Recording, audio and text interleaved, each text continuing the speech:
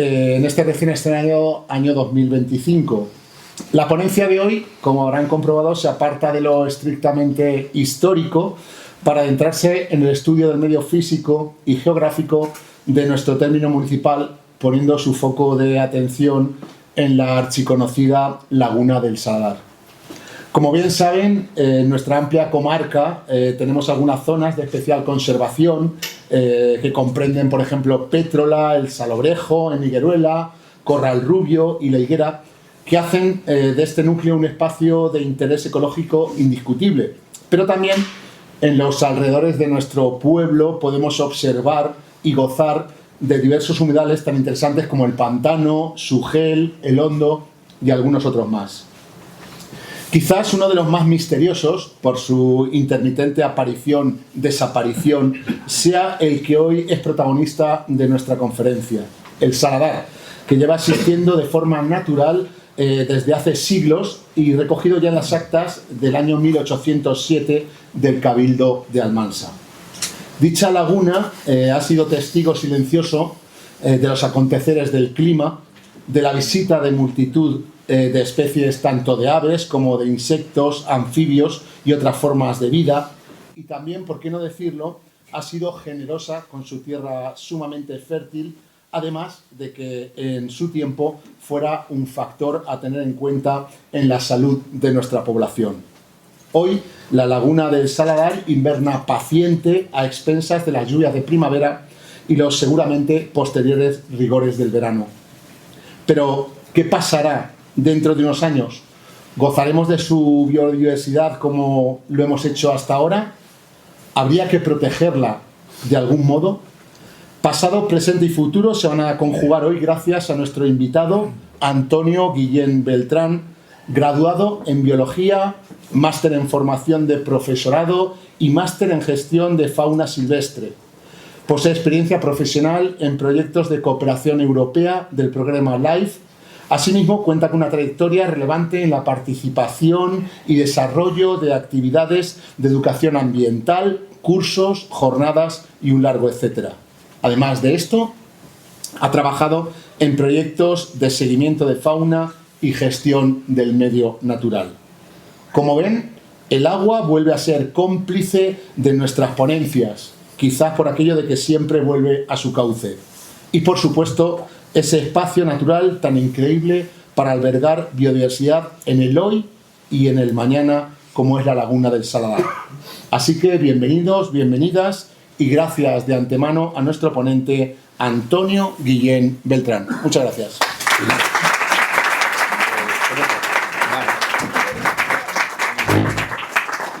Bueno, pues buenas tardes y lo primero agradecer a la Asociación Torregrande, a todos los que estáis aquí esta tarde, fresca tarde. Bueno, dar las gracias también a la Asociación Torregrande por darme un espacio y un tiempo pues para hablar de algo que me apetecía mucho hablar, porque siempre he pasado de puntillas en un montón de charlas y en jornadas y demás, que es la Laguna del Saladar. Y bueno, ya en realidad con lo que han contado me podría ir casi, pero no, hemos venido aquí a echar el rato y bueno, yo me voy a levantar para dar esta pequeña conferencia que he dividido como en 3 pequeños actos, el pasado, presente y el futuro, si lo tiene. Y bueno, vamos a hacer un pequeño recorrido por la historia de la Laguna del Saladar, por lo que quizás tengamos más reciente, principalmente de la última década, que permitidme que llame la última década, lo que es el presente de la Laguna del Saladar, y luego pues vamos a intentar imaginar algún futuro posible para el ecosistema. Bueno. Sí. Como digo, gracias. Es que me voy moviendo. Como digo, vamos a hacer vamos a dividirlo como en 3 pequeños actos y como todo libro, pues la Laguna del Saladar tiene un prólogo. Al final la Laguna del Saladar, y aquí me tengo que detener para también agradecer a Paulino Ruano, que bueno, aparte de que es amigo y que hemos compartido alguna mañana de fotografía, pues es la persona sobre todo con la que más información me ha transmitido.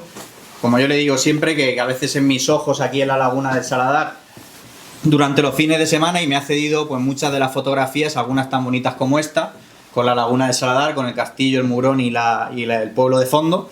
Y bueno, pues siempre que aparezca el rayito, pues son fotografías de Paulino por si he tenido que recortar la marca de agua, ¿vale? Y luego hay diapositivas que son enteras sus fotografías y lo diré. Bueno, pues para hacernos una idea, está la laguna del Saladar, más o menos todo el mundo ubica dónde se encuentra esta laguna, encajonada entre la Nacional 430 y la autovía de Alicante, en la salida hacia Penedès, hacia Valencia, en esta ubicación en concreto. En amarillo, digamos que sería la superficie que suele ocupar de forma más normal, ¿vale? En un azul más oscuro, perdón. En un azul más oscuro sería lo que suele ser, digamos, la media, cuando ya alcanza una cierta lluvia. Y en azul, pues la superficie máxima que alcanzó en mayo-junio de 2020. Ya sabéis que esa primavera, aunque la pasamos en casa, fue una primavera muy lluviosa y digamos que estos son los máximos de los que se tiene constancia de la laguna del Saladar en la última década. Para presentarla, pues no hace falta presentarla mucho, los que la conozcáis, los que la hayáis paseado, los que la hayáis visto a través de los medios de comunicación, etcétera. Pues es un ecosistema lleno de vida cuando tiene agua. Y bueno, como vemos, pues hay infinidad de especies. Más adelante veremos cuántas y en qué número y su importancia. Pero es un ecosistema que con muy poca agua, con muy poco mantenimiento, pues está repleto de vida. Y luego también pues se ha convertido en uno de los ecosistemas que, bueno, pues curiosea parte de la población almanseña y de otros lugares. Esto es una ruta interpretativa de la laguna del Saladar hace algunos años. Y bueno, pues igual que el pantano es una zona visitable y que tiene su cierto potencial como zona de visita, pues la laguna del Saladar también. Y claro, pues todo eso, maldita sea, se pasa de golpe.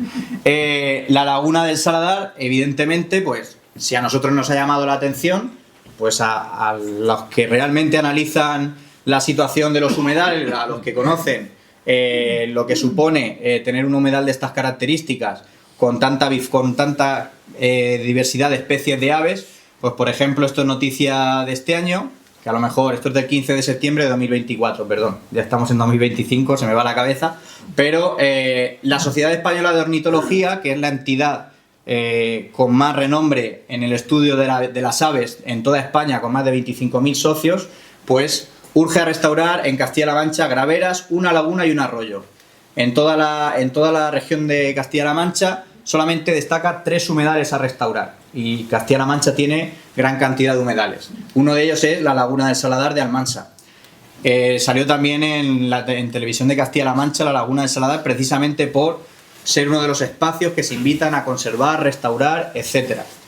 Y luego, evidentemente, en el plan estratégico de los humedales 2030, que es un plan estratégico a nivel nacional que intenta restaurar los humedales de toda España, pues se apuesta por la línea de recuperar humedales, pues, algunos tan singulares y con tanta importancia como la laguna del Saladar. Entonces, en el acto 1, al final, la laguna del Saladar es de humedal natural que vio nacer y crecer la Almansa que conocemos a prácticamente desaparecer para la lucha contra enfermedades. La laguna del Saladar ha tenido idas y venidas en el pasado, pero nos vamos a centrar en el ciclo del agua. Vamos a empezar de cero, ¿vale? Ese agua que a veces pues se dice que acaba desperdiciada en los mares y todo eso, pues tiene un ciclo, y cuando el agua no acaba en el mar y acaba en esta zona sin comunicación con otros ríos o sin comunicación con el mar, es lo que se conoce como una zona endorreica, cuenca endorreica o sistema endorreico, ¿vale? La laguna del Saladar, el pantano, la laguna de San Benito, la laguna de Pétrola, toda la Mancha húmeda, las tablas de Daimiel son las tablas de Daimiel no. Todas las anteriores que he comentado son ecosistemas endorreicos. Al final, un sistema endorreico es una masa, como he dicho, que se nutre de ramblas, arroyos, ríos, acuíferos, etcétera, pero que no tiene salida al mar. En Almansa tenemos la laguna de San Benito, la de Sugel, la de Botas y otros ejemplos a nivel ibérico, pues la que he comentado, la laguna de Pétrola, la de Gallocanta en Zaragoza o la de Lito, que también es muy importante en Cuenca. Esta es la población, esta es Almansa y esta es la ubicación real, además se ve perfectamente desde imagen satélite, que ocupa la laguna del Saladar, ¿vale? Este es el sistema endorreico de la laguna del Saladar, también conocido históricamente como la Real, la Huerta, Juncadas y la del Saladar, hasta la Torre del Campo, que llegaba ya por las casas del Campillo, ¿vale? Esto es como se formaría un poco un sistema endorreico similar al que podemos encontrar en la laguna del Saladar. Para hacernos una idea, bueno, pues esto es información de los compañeros de Carto Almansa, una información geográfica de Almansa que está completamente disponible y que os invito a visitar porque viene información muy importante. Este es el término municipal de Almansa, con sus 540 kilómetros cuadrados. Prácticamente todo lo que vemos en marrón es una misma cuenca endorreica, pero con varios cuencos.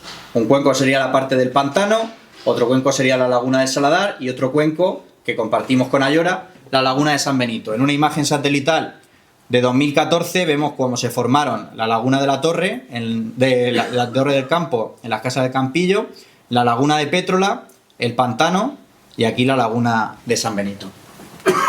Si afinamos un poco más, dentro de lo que sería toda la cuenca de Almansa encontramos pequeñas subcuencas. La cuenca de la Rambla del Pantano, que empieza ya en el término municipal de Alpera y es la que nutre al pantano por la acequia real desde que se construyó hasta nuestros días. La cuenca de la Rambla de las Hoyuelas, que tiene por aquí una parte importante, y todas las ramblas que comunican desde Sugel y desde el Mugrón, que vierten a la parte de la carretera de Ayora. Y luego la cuenca de la Rambla de los Molinos, que es algo más pequeña y que todos conocemos porque la Rambla de los Molinos es el principal cauce, y la de Sugel, que baja a través de la Rambla de Sugel o Martín Moreno hasta desembocar en la parte del término del casco urbano, en la laguna del Saladar, finalmente. ¿Con cuáles nos vamos a quedar? Con la cuenca de la Rambla de los Molinos y con la cuenca de la Rambla de Sugel. Estas dos ramblas, estos dos cauces de agua, en momentos puntuales, cuando arrastran agua, sedimentos, etcétera, son los que nutren la laguna del Saladar. También una parte de la cuenca de la Rambla de los Molinos se deriva a la balsa del Concejo, pero bueno, nos vamos a quedar con la parte que corresponde. Y esto es lo que ocurriría, esto es de Carto Almansa también, ¿vale? Esto ojalá lo pudiera hacer yo. Pero esto es lo que ocurre cuando cae una lluvia muy intensa, estamos hablando de unos 100 litros, 130 litros aproximadamente en 24 horas, que es una lluvia intensa. Primero va llegando la Rambla de Sugel o de Martín Moreno, pero la que nutre realmente o de una forma muy importante es la Rambla de los Molinos. La laguna del Saladar se forma de forma especialmente importante a través del agua que le llega de la Rambla de los Molinos. Luego, posteriormente, estas aguas se van filtrando y por eso la laguna tarda varios días en llenarse, aunque lloviese antes de ayer, se va llenando conforme pasan los días. Pero bueno, esto no es algo nuevo. Estos son datos de la Confederación Hidrográfica del Júcar. Justo debajo, este es el acuífero de Almansa, del que bebemos, básicamente. El término municipal de Almansa tiene otros acuíferos, el del Caroch, el de Oliva, que compartimos con Yecla. Están todos, bueno, cargados de nutrientes y demás. Pero bueno, eso da para otra charla. Y bueno, la propia Confederación Hidrográfica del Júcar sabe perfectamente que la laguna del Saladar se formaría en este entorno, pues sabe perfectamente que la roca que encontramos, el sustrato que encontramos por debajo de lo que es los primeros estratos de tierra, es roca detrítica y evaporítica, que al final las rocas detríticas se forman por la acción del aporte de sedimentos, es decir, históricamente se ha aportado sedimentos a esta zona, y luego por rocas evaporíticas, que las rocas evaporíticas ha habido un aporte importante de agua, se ha evaporado y ha quedado un pozo con concentraciones altas de sal, ¿vale? Principalmente de yeso. Si nos vamos a los mapas geológicos de España, pues encontramos, todo esto serían las estribaciones de la Sierra de Enguera, lo veis en verde. En rosa encontraríamos lo mismo que acabamos de ver ahora. Por un lado, glacis, arcillas y limos, lo que nos indica que a lo largo de cientos, miles de años, millones de años, toda esta parte ha sido una zona receptora de agua en lluvias torrenciales, ¿vale? Eso simplemente es lo que nos indica esa parte. Luego se vería un poco más en tono gris, está la laguna de San Benito, que se ve perfectamente, que son depósitos algo más actuales, ¿vale? La laguna de San Benito es más actual que la laguna del Saladar. Y luego, pues por curiosidad, porque ya que sale en el mapa, pues siempre está bien conectarlo, teníamos un circuito de motos en el Saladar, que ya no está en uso, y uno de los motivos principales por los que no esté en uso es porque esta zona de aquí, en rojo, que ahora ampliaremos, esta zona de aquí, que es donde se sitúa la zona de la cantera y del circuito del Saladar, es un hábitat comunitario prioritario. Es un hábitat prioritario comunitario. Es decir, a nivel de la Unión Europea no hay muchos hábitats, no hay muchos suelos que tengan una concentración de sal y yeso que den una vegetación de importancia. Y por eso, aprovechando un poco esta charla, pues también lo quería comentar. ¿Vale? La laguna del Saladar se ubicaría en esta zona de aquí. Esta zona sería la zanja del Saladar, que vendría por aquí hasta la Torre del Campo. Esta es la autovía, esta es la nacional. Y bueno, hoy en día prácticamente esta es la visión que tendríamos de la laguna del Saladar en vista satélite. Si nos vamos, esto es lo que tendríamos actualmente, pero si nos vamos a datos históricos, aquí están las fuentes, el cuaderno de estudios locales y Almansa de los Reyes Católicos hasta la transición. Bueno, pues vemos que el término municipal de Almansa que hemos visto antes tenía un mayor número de lagunas endorreicas, de humedales. El pantano, que no lo he querido señalar, pero bueno, que estaba aquí. Todo esto era un pequeño complejo lagunar de cientos de hectáreas, digo pequeño por lo que veremos más adelante, que estaría formado por la laguna Real, la de la Huerta, Juncada, y acabaría con el Saladar. Esta es la laguna Campo de la Torre. Esta es la laguna de Sugel, que es el único humedal que tenemos protegido, bueno, protegido no, que tenemos en catálogos a nivel de la Confederación Hidrográfica del Júcar. La laguna de San Benito y esta la laguna de los Pozuelos. Las de Botas se quedarían aquí como un complejo lagunar pequeño. ¿Qué pasó principalmente en el siglo XVIII, principios del XIX y a lo largo del siglo XIX?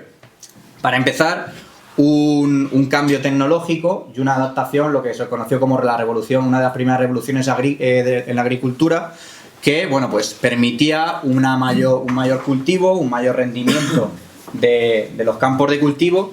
Y luego, pues por otro lado, la tecnología fue avanzando y la capacidad de modificar el cauce, de modificar los cursos de agua y de generar canales, zanjas que drenasen los humedales, pues también aumentó. Entonces, para que nos hagamos una idea de la problemática que suponía tener aguas estancadas en los entornos urbanos, he rescatado esta tabla, que no se ve muy bien, pero bueno, entre 1785 y 1786... unas 4.800 personas de Almansa, teniendo en cuenta que tenía unos 6.500 habitantes, 3 de cada 4, o murieron o cayeron enfermos por enfermedades tercias, ¿vale? Enfermedades relacionadas como el paludismo, contraídas a través de la picadura de mosquitos, etc. Entonces estamos hablando de que realmente suponían una amenaza importante. No es que viniese una guerra y se llevase la mitad de la población de Almansa, sino que las enfermedades provocadas en gran medida por la acumulación de encharcamientos y humedales en el entorno del casco urbano eran un problema de primer orden para la población local.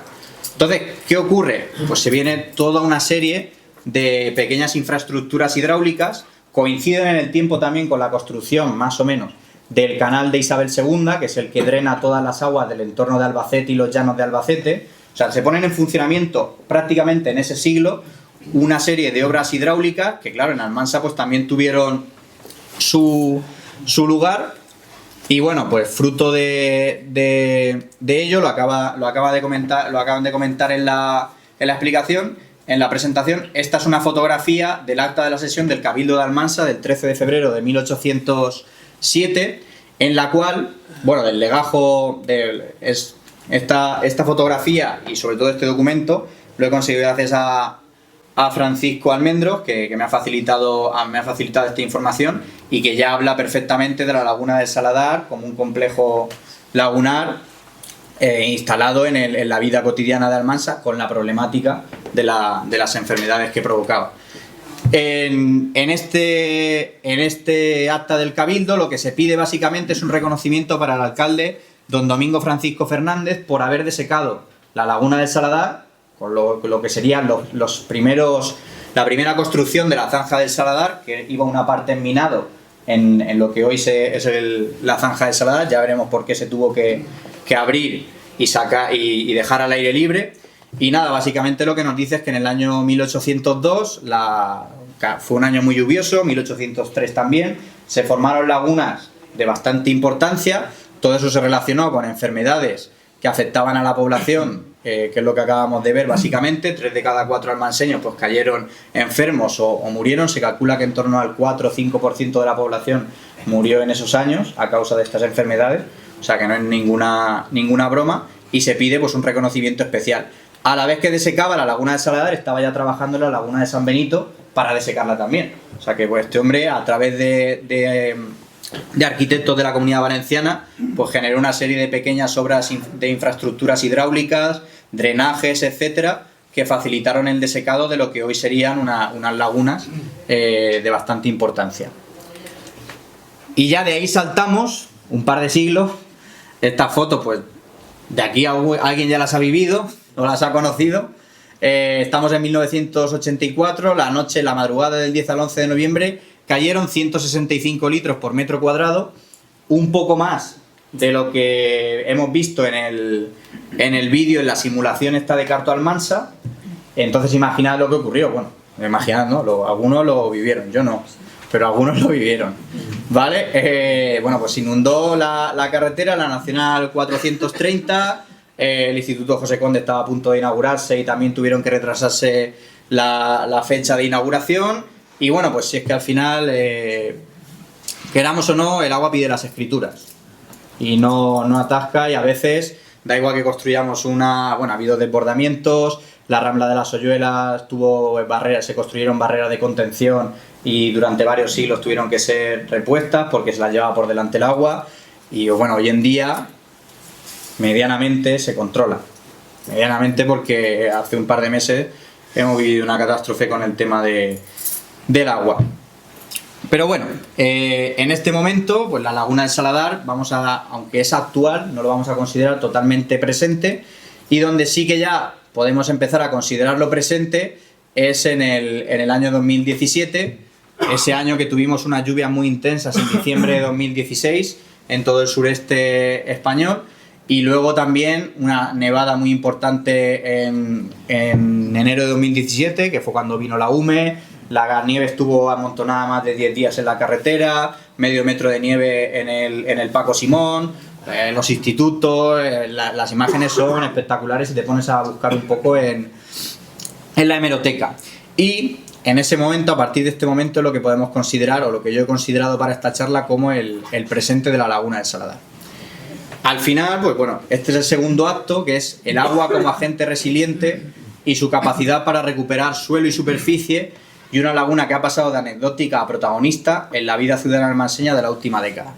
Y creo que es algo innegable que la laguna de Saladar pues no ha pasado desapercibida, sobre todo desde su formación, desde finales de 2016 que se formó. Este fue el estado durante prácticamente 6-7 meses, la laguna de Saladar completamente formada. Bueno, pues ya veis que aquí hay para todo. El ayuntamiento estudia dar mayor protección a la laguna de Saladar. En el 10 de mayo de 2017, algunos partidos políticos aprueban la idea. En marzo se había denunciado que se ignoraba en el nuevo plan de ordenación municipal pues la existencia de la laguna de Saladar y otras del término. Es decir, bueno, pues de alguna manera en la vida cotidiana de Almansa la laguna de Saladar empieza a ocupar un poco algunos programas, tertulias, etcétera. Bueno, ese soy yo. Me ha dado un poco de cosilla ver esta foto porque, bueno, pues no tenía canas, no tenía moño, y hablo de canas porque tengo, entonces, alguna. Y da gusto porque, bueno, estos fueron 2 rutas que preparé con mis compañeros del máster como finalización de las prácticas del máster que hice en el Ayuntamiento de Almansa. Salió en la Tribuna de Albacete, la laguna de Saladar, por supuesto en la televisión local, la TV Almansa también salió. Y bueno, pues desde ese tiempo para acá, pues no han sido pocas veces las que en la televisión de Almansa pues, le pedí permiso a Alfredo, y es que hay cosas que también hay que reconocerlas. Si sale tantas veces Alfredo en la televisión local es porque no hay nadie más que salga a decir, o poca gente más. Yo alguna vez, aquí estoy con mascarilla, y y algunas personas más también salen un poco a hablar del tema de la laguna de Saladar antes de todo el boom que ha habido con los últimos acontecimientos en torno al paraje, ¿vale? Entonces, la laguna de Saladar pues ha formado parte también del día a día de televisiones, medios de comunicación como la Tinta de Almansa también, la Tribuna de Albacete a veces se ha hecho eco, y bueno, pues eso te da pie a pensar que tiene cierta importancia, o por lo menos se hace ruido mediático de alguna manera con esta temática. Pero ¿por qué es tan importante la laguna del Saladar? Básicamente, ¿por qué a algunos le damos tanta importancia o por qué estoy yo aquí hablando de la laguna del Saladar? Ahora ya me lo llevo un poco a la parte bonita que son las aves, ¿vale? O bueno, animales. Vamos a hablar de fauna en general. Uy, hala, pues ya lo sabéis. ¿Cuántas especies de aves tenemos en España? 625, según el último listado de ese Overlife, de la Sociedad Española de Ornitología. Podréis pensar que son muchas, que son pocas, somos quitando Rusia, que con Rusia no se puede competir en superficie y por tanto en número de especies, pero somos el país europeo con mayor diversidad de especies de aves. No es la primera vez que lo digo aquí, pero yo lo vuelvo a repetir, porque lo tenemos que tener muy en cuenta en el día a día. De esas, ¿cuántas las tenemos en la provincia de Albacete? 341. 341 especies de aves son las que se han visto o se han citado mínimo una vez en la provincia de Albacete. De eso se encarga la Sociedad Albacetense de Ornitología, que es la encargada o la entidad que lleva más de 35 años recopilando información sobre las aves de España. Y en la laguna de Saladar, ¿cuántas tenemos? Si habéis visto esta mañana las noticias, lo he dicho, pero...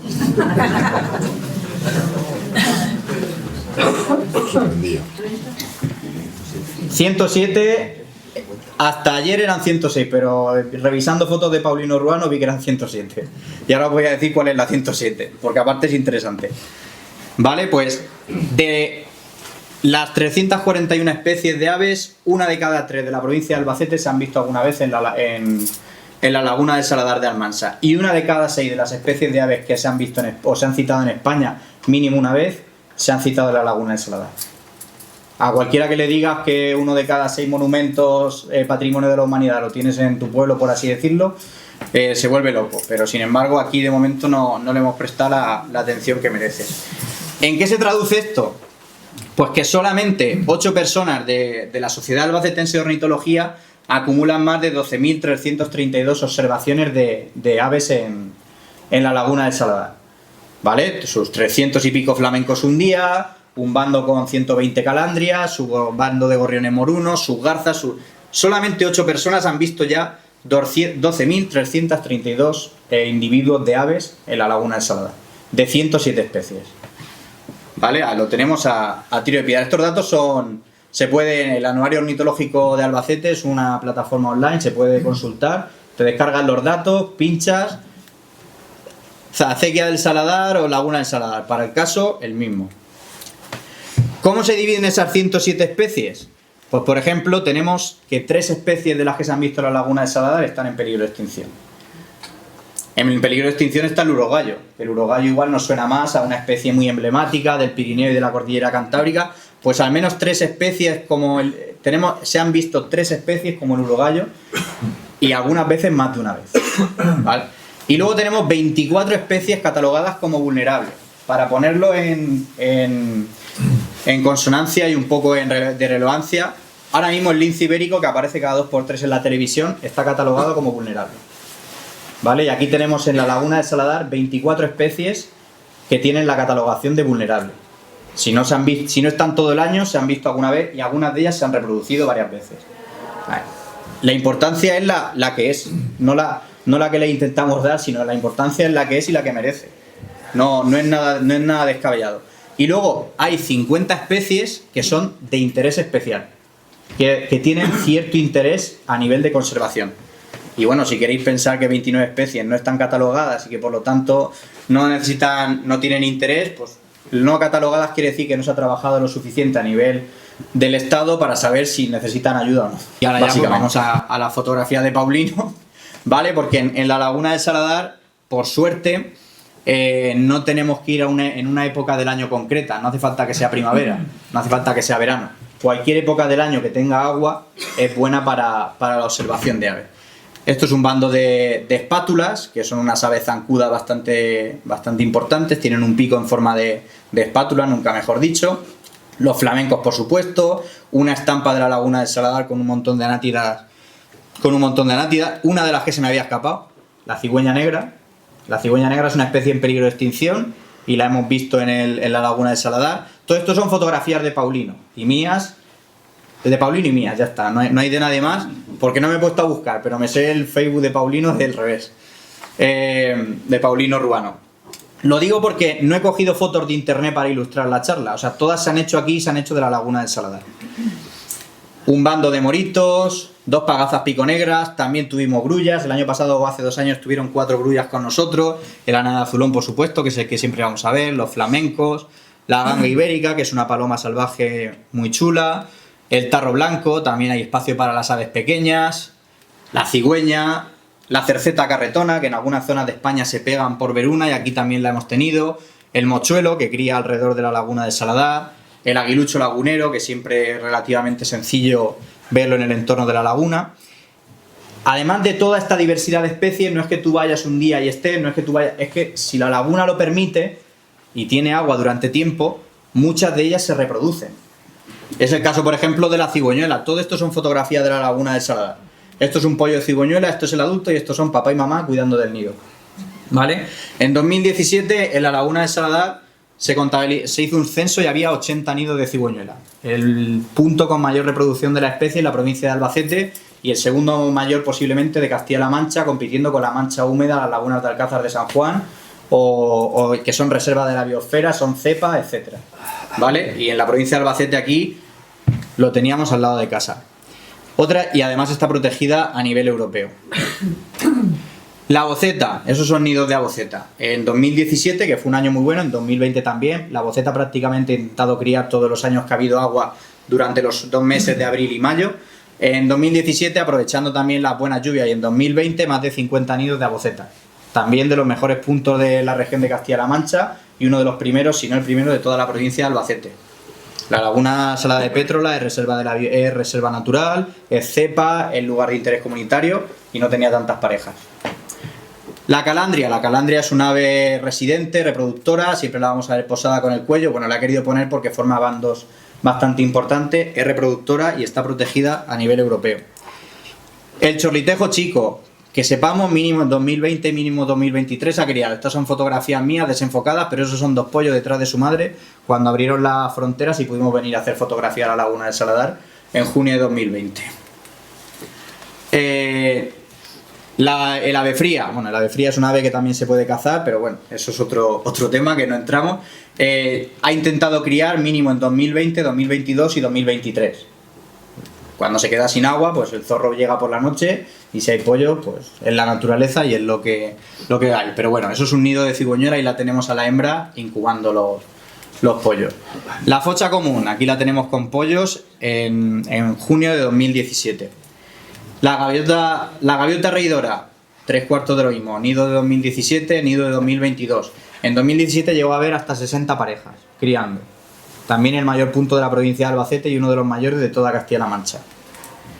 La gallineta es más fácil que se reproduzca, lo hará todos los años en el zanjón, pero bueno, también hay que ponerla porque aquí está, son fotografías de Paulino las dos, con, mirad las patas palmeadas para moverse por entre el carrizo y la vegetación. El ánada azulón pues también es una especie un poco más fácil, cría en el pantano, pero bueno, en la laguna del Saladar también ha criado prácticamente todos los años que ha habido láminas de agua. He puesto ejemplos, esas son de las que más tenemos constancia. Habrá habido otras muchas de las que no tenemos constancia. En los campos de alrededor criará la caraván, criará la codorniz. Los hemos escuchado en periodo reproductor. O sea, van a estar criando seguramente. La caravana es una especie amenazada, la codorniz es una especie que tiene las poblaciones por los suelos y lo tenemos al lado de la laguna de Saladar. No lo he comentado, pero en la cantera del entorno del circuito del Saladar hay una colonia de Cernica loprimilla. El Cernica loprimilla también es una especie catalogada como vulnerable y es de las colonias más importantes, si no la más importante de la provincia de Albacete o de todo el entorno de 100 o 200 kilómetros a la redonda, es de las más importantes. Ha llegado a haber más de 80 o 100 parejas de Cernica loprimilla. Cernica loprimilla es como un cernícalo Es un halcón pequeño, como los que vemos en la ciudad cerniéndose, pero que le gusta alejarse un poco. Utilizará todo el entorno de la laguna del Saladar para alimentarse, con lo cual esas especies que criarán en el entorno también hay que tenerlas en cuenta a la hora de hablar del ecosistema. Y vamos a cambiar la pluma porque yo tengo que meter los anfibios siempre en la charla. En todas las charlas tengo que meter algo de los anfibios. En este caso, pues las fotos no son a lo mejor del todo agradables. La madrugada del 18 al 19 de marzo de 2021 se formó la laguna del Saladar, cayó ahí un agua. Al día siguiente, pues yo no tengo, como amigo y yo, no tenemos nada que hacer. Algunos no salimos nunca al campo ni tenemos idea de campo, pero bueno, ahí estamos de vez en cuando dando vueltas. Hicimos este recorrido a altas horas de la madrugada para evitar coches y con la humedad relativa, etcétera. En 1,5 kilómetros sacamos más de 20 anfibios de la carretera. A algunos nos dio tiempo a sacarlos, como este sapo de espuelas o como este sapillo moteado, y a otros no nos dio tiempo y otras fotos desagradables que tenía, pero tampoco las quería poner, ¿vale? 4 especies de anfibios, algunas como el sapo de espuelas, que son bastante interesantes desde el punto de vista de la conservación, utilizan la laguna del Saladar para reproducirse cuando tiene agua. Otro grupo faunístico que tenemos en el término municipal, 7 especies, pues 4 mínimo que sepamos ya utilizan la laguna del Saladar para reproducirse. Y especies de anfibio en España hay 40. O sea que una de cada 10 especies, si lo queremos ver así, de España utiliza la laguna del Saladar. Y ya un poco a título de curiosidad, pues también tenemos un animal con 300 millones de años en la laguna del Saladar. Voy a beber un poco de agua. Y así le doy suspense. Porque claro, decir que tienes una rana, un sapo, pues bueno. Pero si tenemos un animal con 300 millones de años de edad, vamos a matizar. No es que tenga 300 millones de años de edad, es que lleva 300 millones de años sin cambiar, sin evolucionar. Y si le ha servido, pues por algo será, no le hace falta cambiar. ¿Vale? Es este cangrejillo de aquí, bueno, es un molusco, es el Trios cancriformis, ¿vale? Sabemos que está por la foto, de nuevo Paulino, fotógrafo incansable, pues son los ojos de muchos almanseños en la laguna del Saladar cuando no podemos estar. Es el retratista de la laguna del Saladar, por lo menos en cuanto a estos detalles. De repente un día entras a Facebook y ves que ha subido una foto de una garceta grande y te quedas mirando y dices, pues lleva en la boca un Trios cancriformis, un bicho que tiene 300 millones de años de antigüedad y que es relativamente difícil verlo en lagunas temporales y que los huevos aguantan años, incluso décadas, desecados en el suelo, y cuando se moja todo el suelo, entonces se salen, crecen y en un par de semanas están así de gordotes, listos para que los pesque una garceta. Con todo esto que tenemos, pues tenemos un ecosistema histórico en el término municipal. No es nada, la laguna del Saladar no es nada artificial, no es nada que haya creado el hombre. Evidentemente, si el zanjón está de aquella manera, hay más posibilidad que se inunde, pero no se inunda precisamente por artificialidad. Es un ecosistema natural que se forma con grandes avenidas y que seguramente, si el suelo está bastante cargado de agua, pues da pie a que se pueda llenar de forma mucho más continua y mucho más fácil, que es lo que estamos viendo estos últimos años. Un ecosistema cargado de biodiversidad, con un montón de especies. No he hablado de mamíferos, no he hablado de invertebrados, no hemos hablado de flora, que seguramente la haya y muy importante, y si le dejásemos mucho más. Y tenemos algo que yo creo que hay que mirar un poco hacia el futuro, sobre todo con los cambios de percepción del entorno, los cambios de mentalidad y los cambios de conciencia sobre la naturaleza y el medio que nos rodea. Entonces, con eso empezamos el tercer acto, que sería un espacio natural con un increíble potencial para albergar biodiversidad en el hoy y en el mañana. ¿Vale? La laguna del Saladar es algo que ha tenido un pasado, que tenía que ser también una maravilla y un ecosistema espectacular. Un ecosistema que tiene un presente, que es el que acabamos de ver, que es una... vamos, a cualquiera que los estén cosiendo a palos por un lado, a palos por otro, que le pongan una industria enfrente, que le pongan 2 carreteras cortándola, que la desequen hace 2 siglos, que le saquen el agua ahora, que estén todos los días para arriba y para abajo y que aún así tenga 107 especies de aves, 4 de anfibios y las innumerables que habrá de invertebrados de interés, pues se puede pensar que tiene un mañana. Y bueno, pues eso pasa un poco con la relación de la naturaleza. En las últimas décadas, pues el reconocimiento de los servicios ecosistémicos, digamos, los servicios que nos brinda la naturaleza, pues es más patente. Ahora sabemos que si tenemos un parque cerca, nos va a refrescar el ambiente y nos va a oxigenar más el aire. Hace 30 o 40 años algunos lo sabían y otros pues no lo sabían tanto, pero ahora hoy en día prácticamente todo el mundo lo nota. Cuando entra al Parque del Jardín de los Reyes Católicos, nota que pasar por una zona verde refresca el ambiente. Pues eso es un servicio ecosistémico de la vegetación. También ha habido importantes cambios en la educación ambiental. El urbanismo de alguna manera va abrazando la sostenibilidad y el acercamiento con la naturaleza, como todo, a veces más y a veces menos. Y bueno, en conjunto esa relación con la naturaleza pues ha ido aumentando y claro, se hace patente por un lado en directivas europeas que nos van a obligar de alguna manera a empezar a trabajar de una forma seria con los ecosistemas y en este caso con los humedales. Esto es la Directiva Marco del Agua, que tiene el horizonte en 2027, quiere decir pasado mañana, y que como leéis aquí, bueno, pues busca la protección y mejora del estado de todas las aguas, tanto superficiales, subterráneas, etcétera, y que para eso ya hay unas orientaciones estratégicas sobre agua y cambio climático, el programa FEDER 2021-2027. Pasado mañana nos van a pedir cuentas y vamos a volver a decir que tenemos los humedales hechos un Cristo, básicamente.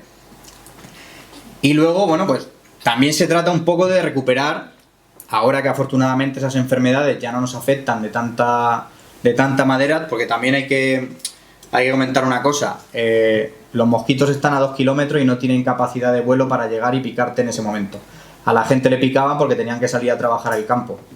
Entonces, 2 kilómetros solamente pueden llegar los mosquitos en días de viento. La capacidad de movimiento de los mosquitos no es tan alta. Es posible que el mosquito que te esté picando en Almansa es porque tu vecina ha regado las plantas y en la jardinera se acumula el agua, ¿vale? No pensemos en los mosquitos para eso. Y básicamente por esto, porque aparte de recuperar la identidad, nos van a exigir que recuperemos de alguna manera los humedales. El 90% de la superficie de humedales de Castilla-La Mancha se ha perdido desde el siglo XIX, el 90%.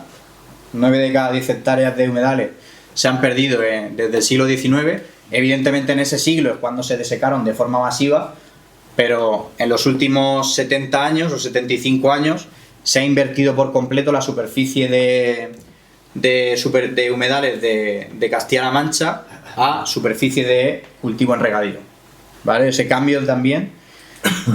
Y además tenemos pues toda la diversidad que hemos comentado y que al final los ecosistemas, los humedales, los ecosistemas de humedal y río, por ejemplo, son muy agradecidos. Trabajan solos y trabajan 24 horas. En el momento tú dejas de ejercer impactos sobre ellos y les empujas un poquillo, enseguida empiezan a dar los frutos. Y si tenemos 107 especies y todo lo que he comentado reproduciéndose con poca cosa, pues imaginaos si les damos ese empujoncito. ¿Y qué se puede hacer? Pues aquí ya es un poco pues lo que yo creo que desde 2017 que hice la ruta en aquel año, que alguno de los presentes estuvo en aquella ruta, de las que se han hecho más adelante, yo creo que es un poco pues sonrojante que no se haya trabajado o que no se haya empezado a trabajar de alguna manera un poco más en serio con el tema de la protección de la laguna del Saladar. Digo la laguna del Saladar, pero se podría trabajar en la misma línea con la de Sugel o con otras muchas. Creo que en estos 7 años, van para 8 en mayo, se podrían haber dado pequeños pasos para sentar en una mesa a todas las partes interesadas. Hablo de agricultores, porque evidentemente son terrenos privados y aquí no se puede, no es la ley de la selva que tú puedas llegar a hacer lo que quieras. A la Confederación Hidrográfica del Júcar, porque también tiene su parte de responsabilidad en el mantenimiento de los cauces y en la gestión de los humedales, que por cierto la laguna de Sugel sí que la tienen catalogada como humedal en sus bases de datos, pero la del Saladar, por unas cosas o por otras, pues omitieron un poco ese tema. Entonces, creo que se debería empezar a dar algunos pasos. Evidentemente os he puesto el caso bonito, ¿vale? Que es Salburúa, No me voy a salir de España, ¿eh? ¿Vale? Que luego siempre está ahí la coletilla de no, claro, es que en Europa, no, claro, es que en Estados Unidos, no, esto es Vitoria, es el País Vasco. En 1994 esto no existía. 30 años, media vida. En 1994 esto no existía. Era un antiguo humedal y evidentemente pues las autoridades tomaron la decisión, valiente en ese momento, en esos años, de comprar unas hectáreas y recuperar lo que era históricamente un humedal. Hoy en día es uno de los pulmones verdes de Vitoria. Aquí están los edificios, está imbricado en el desarrollo urbanístico de la ciudad de Vitoria. Es un parque con 220 hectáreas, ¿vale? Transitable, con aula de la naturaleza, que aquí la vemos de diferentes posiciones. Se ha recuperado toda la biodiversidad. A los 6 años de empezar a trabajar se designó como humedal Ramsar a nivel internacional, porque es que los humedales trabajan muy rápido y en el norte de España mucho más fácil. Tiene rutas interpretativas, tiene rutas senderistas, está totalmente en la vida cotidiana de Vitoria y bueno, es uno de los casos y uno de los ejemplos en los que hay que empezar a fijarse porque nos llevan 30 años de adelanto. Entonces, y ha salido bien. Entonces yo creo que son espejos en los que hay que empezar a mirarse. Si nos queremos ir un poco más cerca, venga, pues vámonos a la región de Murcia, que a veces se le denosta un poco y yo tengo que hacer de embajador, vivo allí. Entonces, y por lo que luego se dice muchas veces que si el agua está mal, que el agua está sin depurar, que el agua... Esto es agua de depuradora, ¿vale? Es una depuradora. Son sistemas de lagunaje que se modificaron en la depuradora del humedal de las lagunas de Campotejar en Molina de Segura. Este humedal ahora mismo es zona de especial protección para las aves, ¿vale? Esto empezó hace 20 años aproximadamente. Y hoy en día es una zona transitable, yo suelo ir bastante, me pilla cerca y es un paseo agradable, tiene carril bici desde el casco urbano, se visita, tiene aula de la naturaleza y ya, bueno, dependiendo de la administración local, pues se le da más o menos vida. Pero es un espacio visitable en el entorno y aquí está cuando se empezó a construir y a darle forma a las lagunas de la depuradora. Ha salido en los medios de comunicación y bueno, pues tuvo un proyecto europeo para impulsar todo esto, pero los primeros pasos se dieron desde la administración local. Nos vamos otra vez un poco más cerca también, nos vamos a Cuenca. Toda la zona verde, 500 hectáreas se han comprado para recuperar la laguna de Lito en Cuenca, la que he comentado al principio que era de las más importantes en Castilla-La Mancha. Se ha trabajado con los agricultores para hacer compatible la agricultura con la biodiversidad, se les va a pagar 60 y tantos euros más la hectárea, o sea, de euros, además de las ayudas de la PAC, 60 y tantos euros más al año en ayudas para el mantenimiento de la laguna de Lito, ¿vale? Se ha trabajado con colegios y bueno, las experiencias que han tenido pues son muy exitosas para replicarlas en otras zonas. Y todo eso con el apoyo también, evidentemente, después de la Junta de Comunidades cuando vio interés del municipio de Montalvo y de Lito, que son municipios muy pequeños. Nos vamos un poco más cerca, La Roda. La Roda tuvo su modificación y su proyecto de modificación de la depuradora y a la vez se construyó un sistema de lagunaje anexo de forma naturalizada, algo parecido a lo que se podría haber intentado hacer aquí en Almansa con la construcción de la nueva depuradora, pero que creo que no contó con todo el apoyo y todo el ahínco que debiera.